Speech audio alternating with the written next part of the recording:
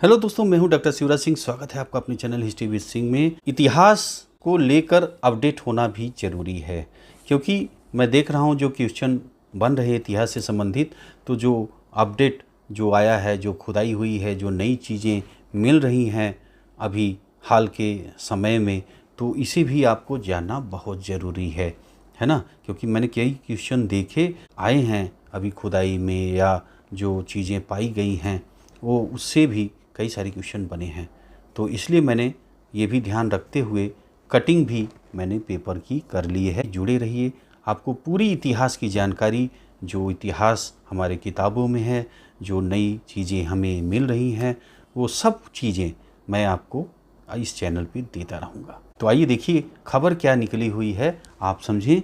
2500 वर्ष पुरानी कई पेंटिंग मिली। तो ये वर्ल्ड हिस्ट्री का मामला है। चीन के सीजियांग प्रांत में लगभग 2500 साल पुरानी 30 रॉक पेंटिंग मिली है।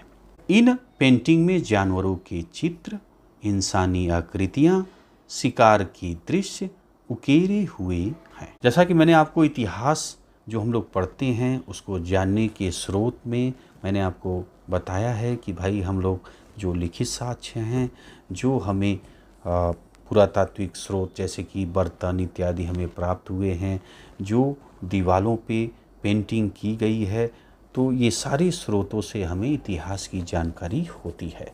तो यहाँ पे आप देखिए कि 30 रॉक पेंटिंग जो चट्टान पे पेंटिंग मिली है ना, उस पेंटिंग में जानवरों के चित्र हैं, इंसानी आकृतियाँ हैं, शिकार के दृश्य उकेरे गए। तो इन सब से हमें उस समय की बहुत सारी जानकारियाँ इससे प्राप्त होंगी। और समय क्या है, देखिए 2500 साल पहले की ये पेंटिंग है। सोचिए कितनी महत्वपूर्ण ये पेंटिंग है।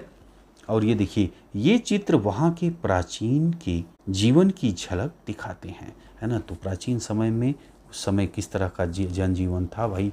जैसे हम आप कोई चित्र बनाते हैं किसी आदमी का, किसी जानवर का, तो जो हम लोग देखते हैं उसी का तो चित्र बनाते हैं, है ना। अब 2500 साल पहले किस तरह का रहन सहन, किस तरह के जानवर दिख रहे थे उस मानव को, तो देख करके ही तो चित्र बनाया है।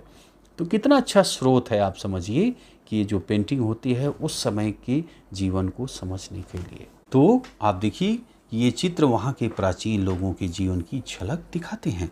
एक पेंटिंग के चित्र में एक शिकारी को असमित और मुड़ा हुआ पारंपरिक धनुष चलाते हुए दिखाया गया, और चित्र 2500 मीटर ऊंचाई पर खड़ी चट्टानों पर है, जिससे वे अब तक सुरक्षित बचे हैं। तो 2500 मीटर होने की वजह से अभी तक ये सुरक्षित बचा रहा। पहले इस क्षेत्र में पुराने कब्रिस्तान और कुछ खंडहर ही मिले थे।